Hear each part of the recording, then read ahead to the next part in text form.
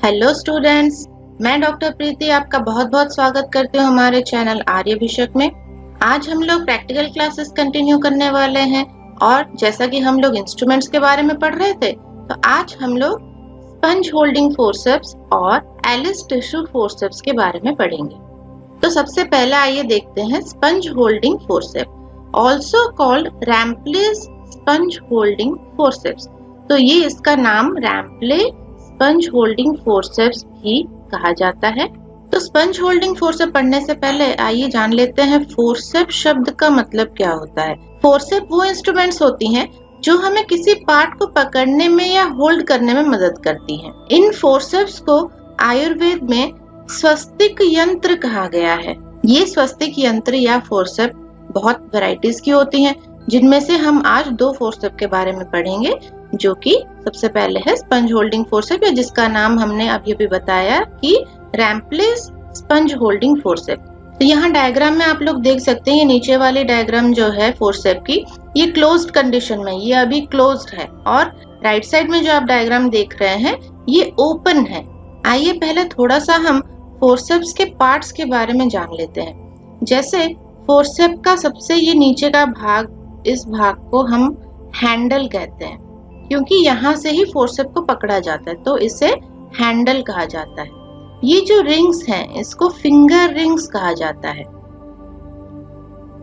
Finger rings. उसके बाद आप ये एक स्ट्रक्चर यहाँ पे देख रहे होंगे, ये लॉक है। यहाँ से फोर्सेप को लॉक कर दिया जाता है। अगर एक बार आपने इसे लॉक कर दिया तो ये फिर नहीं खुलता है जब तक आप इसे खुद ना खोलें। इस स्ट्रक्चर को रैचेट कहा जाता है, RATCHET, रैचेट, या सिंपली हम इसको लॉक भी कह सकते हैं। देन यहाँ से लेके यहाँ तक ये जो पोर्शन है फोर्सेप का, ये इसको शैंक कहा जाता है, शैंक्स। देन आप लोग ये जो पोर्शन देख रहे हैं यहाँ पे देखिए, ये फोर्सेप की दो आधे भाग को जोड़ती है बीच में। इसको हम लोग बॉक्स लॉक भी कहते हैं, क्योंकि दिखने में कुछ बॉक्स जैसा है। इस जगह पे स्क्रू लॉक वाला भी आता है कुछ फोर्सेप्स में। जैसे आप लोगों ने कैंची देखी होगी, कैंची के बीच में एक स्क्रू लगी होती है जो दो आधे भाग को जोड़ती है एक साथ, है ना, तो उसको स्क्रू लॉक कहा जाता है। इसमें ये बॉक्स सिस्टम है, इसमें आपको स्क्रू नजर नहीं आएगी, स्क्रू इसके अंदर होती है, ये बॉक्स लॉक कहा जाता है। देन इसके ऊपर का भाग यहाँ से यहाँ तक ब्लेड्स कही जाती हैं, और ब्लेड्स के ऊपर यहाँ से यहाँ तक का भाग जॉज कही जाती हैं। जैसा कि मैंने थोड़ी देर पहले आपको बताया कि फोर्सेप बहुत सारी वैरायटीज की होती हैं, बहुत सारे डिजाइन्स की होती हैं, है ना। तो हर फोर्सेप में ये स्ट्रक्चर कॉमन होता है, ये दिखने में हर फोर्सेप इसी तरह का होता है, लेकिन ये है कि डिजाइन्स थोड़ी अलग होती हैं। तो जॉज का डिजाइन हर फोर्सेप में कुछ अलग अलग तरह का होता है। जैसे ये स्पंज होल्डिंग फोर्सेप है, इसमें इसके जॉ का पोर्शन ऐसे राउंडेड है और इसके अंदर एक होल है, जिसको फेनिस्ट्रेशन भी कहा जाता है, होल या फेनिस्ट्रेशन कहा जाता है। अब जैसे जैसे आगे हम अपनी प्रैक्टिकल क्लासेस में इंस्ट्रूमेंट्स के बारे में पढ़ते जाएंगे, तो बहुत सारी वैरायटीज की फोर्सेप्स मैं आपको दिखाऊंगी, और सभी की जॉ डिजाइन्स कैसे अलग अलग तरह की होती हैं वो भी मैं आपको दिखाऊंगी। फिलहाल स्पंज होल्डिंग फोर्सेप को पहचानने के लिए कुछ पॉइंट्स याद रखना जरूरी है कि इसका जो जॉ पोर्शन होता है या ऊपर का पोर्शन होता है, ये फ्लैट होता है या चपटा होता है, और इसके बीच में होल होती है जिसको फेनिस्ट्रेशन भी कहा जाता है।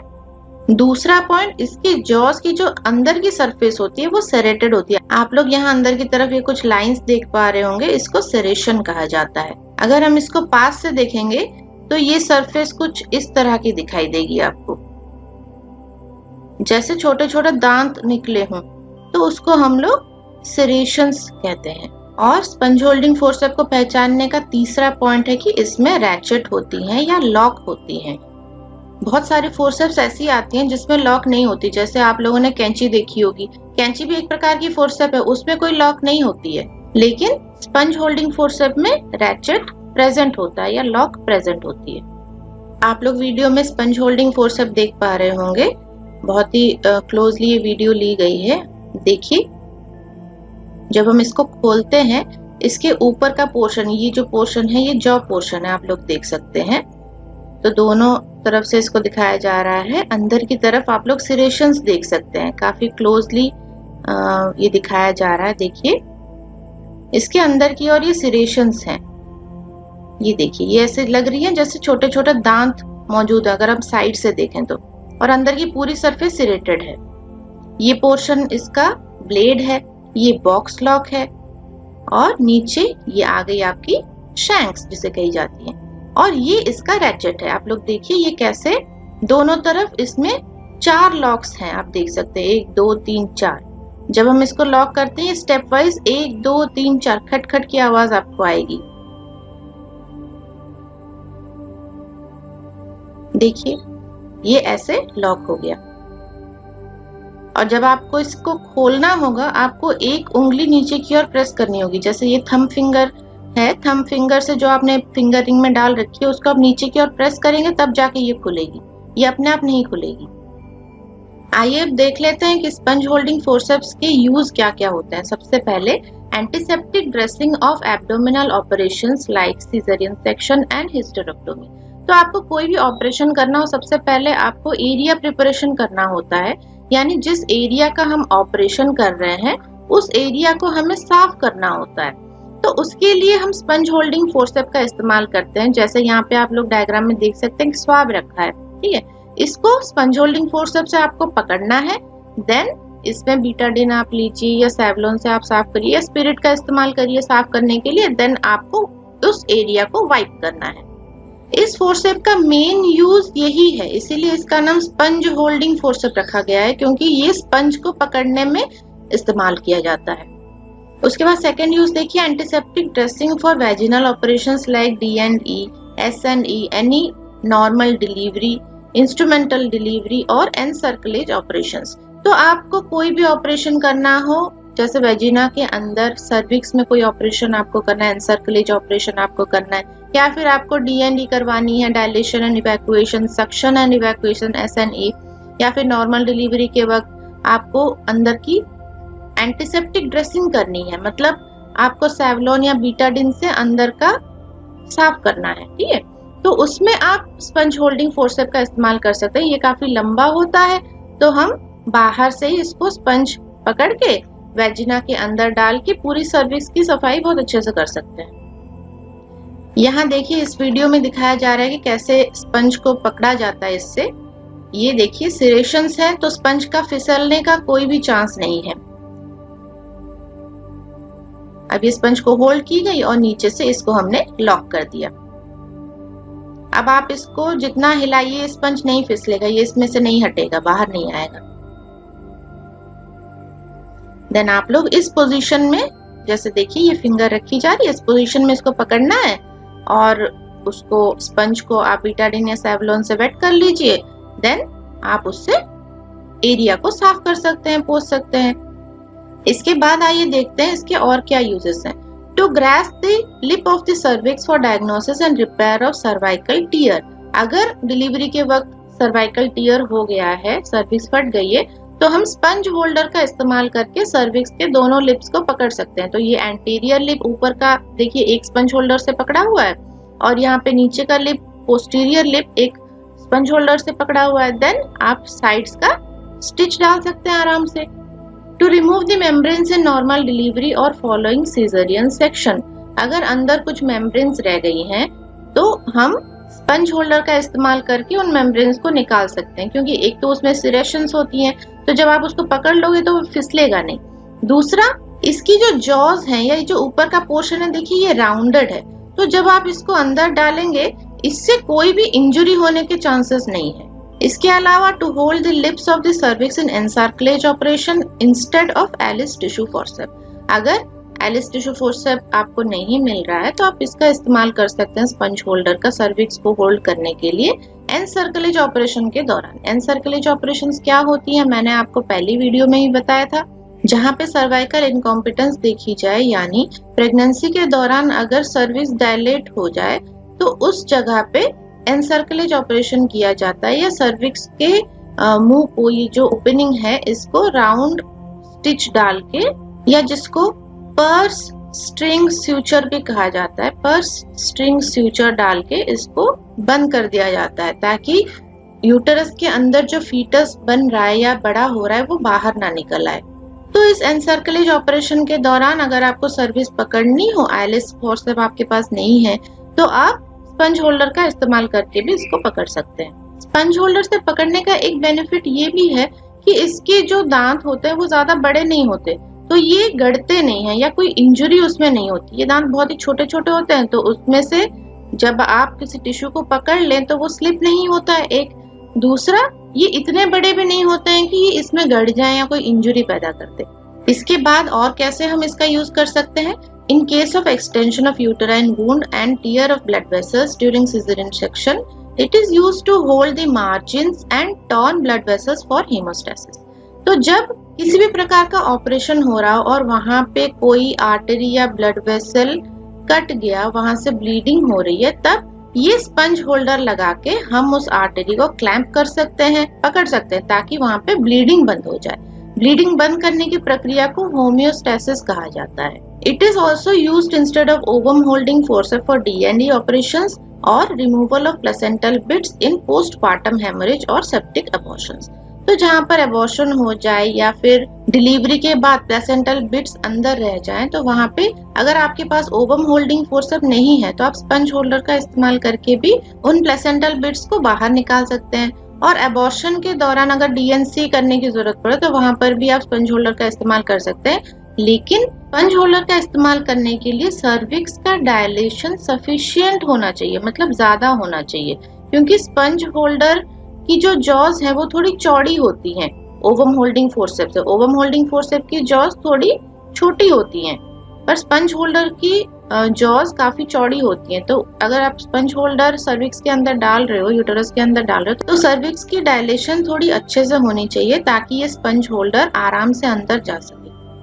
इसके बाद आज का जो हमारा सेकेंड इंस्ट्रूमेंट है वो है एलिस टिश्यू फोर्सेप्स। तो जैसा कि इसका नाम है टिश्यू फोर्सेप्स, ये टिश्यू को पकड़ने में काम आता है, जैसे स्किन हो गई, मसल्स हो गई, टेंडोन्स हो गई, लिगामेंट्स हो गई। तो किसी भी ऑपरेशन के दौरान ये टिश्यूज को पकड़ने में, होल्ड करने में ये यूज किया जाता है। आप लोग डायग्राम में इसका स्ट्रक्चर देख सकते हैं, जैसा कि स्पंज होल्डिंग फोर्सेप्स का स्ट्रक्चर था, भी बिल्कुल दिखने में वैसा ही है, पर ये स्पंज होल्डर से थोड़ा छोटे साइज का होता है। देखिए हम यहाँ पे लेबलिंग करते हैं, ये है इसकी फिंगर रिंग्स। यहाँ से नीचे का पोर्शन क्या कहलाता है? हैंडल कहलाता है। ये इसकी रैचेट है, RATCHET, रैचेट, ठीक है। ये इसके शैंक्स कहे जाते हैं, शैंक्स। ये आ गया बॉक्स लॉक। अब आप लोग बता सकते हैं इसके ऊपर का ये जो पार्ट है ये क्या है? ब्लेड्स। 2 ब्लेड होती हैं, है ना, फोर्सेप्स में 2 ब्लेड होती हैं। और ये जो टिप का पार्ट है इसको क्या बोला जाता है? जॉज। अब देखिए एलिस टिश्यू फोर्सेप्स की जॉज की डिजाइन स्पंज होल्डर की जॉज की डिजाइन से कितनी अलग है। तो यहाँ हम लोग देख सकते हैं इसके दोनों ही जॉज में सिरेशंस पाई जाती हैं, लेकिन ये सिरेशंस स्पंज होल्डर के सिरेशन से थोड़ी बड़ी होती हैं। यहाँ आप लोग 2 फोटोज देख सकते हैं इसके जॉज की। एक फोटो में 4:5 लिखा है, एक फोटो में 5:6 लिखा है। इसका मतलब क्या है कि एलिस टिश्यू फोर्सेप्स की जो जॉज होती है, उसकी जो दांत होते हैं, किसी किसी फोर्सेप्स में एक साइड में 4 दांत होते हैं, दूसरी साइड में 5 दांत होते हैं, और किसी किसी फोर्सेप्स में एक साइड में 5 दांत होते हैं, दूसरी साइड में 6 दांत होते हैं। और जब हम एलिस टिश्यू फोर्सेप्स को बंद करते हैं तो एक साइड की जो सिरेशंस हैं या जो दांत हैं वो दूसरे साइड के दांत के साथ सेट हो जाते हैं, बीच में कोई गैप नहीं रहता। आप लोग यहाँ पे फोटो में भी देख सकते हैं, ये जो सिरेशंस है ये देखिए दूसरे साइड के सिरेशंस के साथ पूरी फिट हो गई हैं। बीच में आपको कोई खाली स्पेस नहीं नजर आएगा या कोई गैप आपको नजर नहीं आएगा। आप यहाँ पे काउंट भी कर सकते हैं। इस साइड के टीथ देखिए, काउंट करते हैं 1 2 3 4 5 6। वैसे दूसरे साइड के अगर हम काउंट करेंगे तो 1 2 3 4 5। तो ये 5:6 डिजाइन है। यहाँ नीचे के डायग्राम में आप काउंट करके देखिए, नीचे वाले में काउंट करिए, देखिए 1 2 3 4 5। और इसके ऊपर की जॉ की हम काउंट करें तो 1 2 3 4। तो ये 4:5 डिजाइन है। देखिए आप लोग इस वीडियो में एलिस टिश्यू फोर्सेप्स बहुत ही क्लियरली देख सकते हैं। दिखने में स्पंज होल्डर जैसा ही दिख रहा होगा, लेकिन इसके ऊपर का जो जॉज है ये अलग डिजाइन का है। देखिए इसको हम थोड़ा और पास से देखते हैं। ये जॉज देखिए इसकी थोड़ी बेंड होती है ऊपर की ओर, और इसमें टीथ आप क्लियरली देख सकते हैं, 1 2 3 4 5, हम इसको गिन भी सकते हैं, है ना। दूसरे साइड में भी देखिए 1 2 3 4 5 6, तो ये 6:5 डिजाइन की या 5:6 डिजाइन की एलिस टिश्यू फोर्सेप्स है। जब हम इसको बंद करते हैं ये जो दांत है ये देखिए एक दूसरे में ये फिट हो जाती हैं, या बीच में कोई स्पेस नहीं बचता है। ये देखिए सेट हो जा रही है एक दूसरे से। देखिए कितनी क्लियरली ये नजर आ रहा है। ये देखिए जब आप इससे किसी टिश्यू को होल्ड करेंगे फिर उसके हिलने का कोई चांस नहीं होगा, वो लॉक हो गया समझ लीजिए। अब नीचे यहाँ पे इसकी रैचेट्स भी होती हैं। इसमें 3 लॉक्स होते हैं इस रैचेट में। स्पंज होल्डर में हमने 4 लॉक्स देखे थे, यहाँ पे हम लोग रैचेट में 3 लॉक्स देख सकते हैं। जब हमें इसको खोलना होगा तो हमें एक उंगली से इसको प्रेस करके खोलना होगा। ठीक है, देखिए 1 2 3 लॉक्स हैं यहाँ पे, और इसको खोलने के लिए एक उंगली से हमें नीचे की ओर प्रेस करना पड़ रहा है। ये अपने आप नहीं खुलेगी। अगर आपने इसको पकड़ लिया, किसी भी टिश्यू की मार्जिन को आपने इससे पकड़ लिया, देन वो वहां से नहीं हिलेगा, वो वहां पे लॉक हो गया। ठीक है, देखिए इस तरह से हम इसका इस्तेमाल किसी भी ऑपरेशन के दौरान कर सकते हैं। जैसे स्किन की लेयर्स जब कट की जाती हैं तो लेयर्स अलग हो जाती हैं, तो आप 3-4 एलिस टिश्यू फोर्सेप्स अपने पास रखिए, उससे आप स्किन को होल्ड कर सकते हैं। अब देखिए इसका इस्तेमाल कैसे किया जाता है।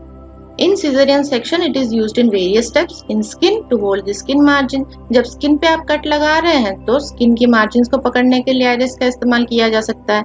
To hold the peritoneal margins, skin के नीचे आपने सबक्यूटेनियस फैसिया पे कट लगाया, देन पेरिटोनियल मार्जिन आ गई, है ना। तो पेरिटोनियल मार्जिन को भी पकड़ने के लिए इसका इस्तेमाल किया जाता है। 4 Allis forceps are used to hold the cut margins and 2 angles of uterine womb.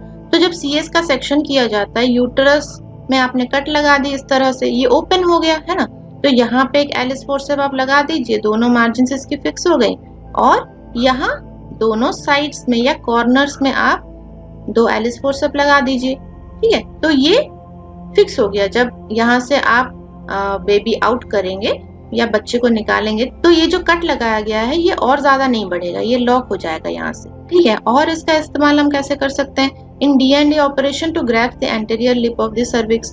तो जैसे कि हमने पहले भी बताया था कि D&E ऑपरेशन के दौरान यानी डायलेशन एंड इवैक्यूएशन के दौरान आपको सर्विक्स को होल्ड करना पड़ता है, नहीं तो आप उसके अंदर फिर DNC नहीं कर सकते, है ना।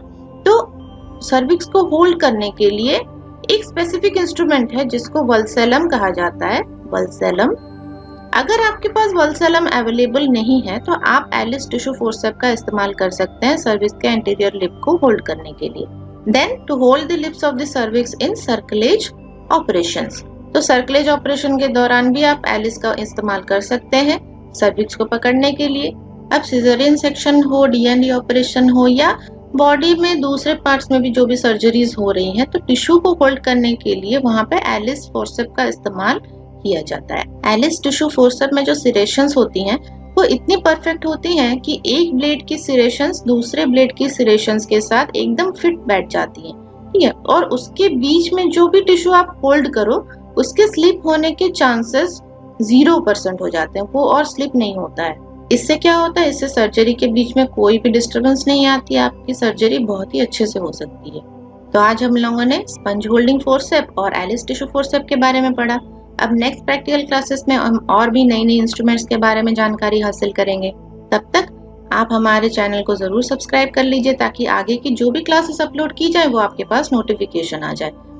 और आप ये वीडियो अपने फ्रेंड्स के साथ शेयर करने को बिल्कुल मत भूलिए। फिलहाल आज के लिए इतना ही, फिर मिलेंगे नेक्स्ट क्लास।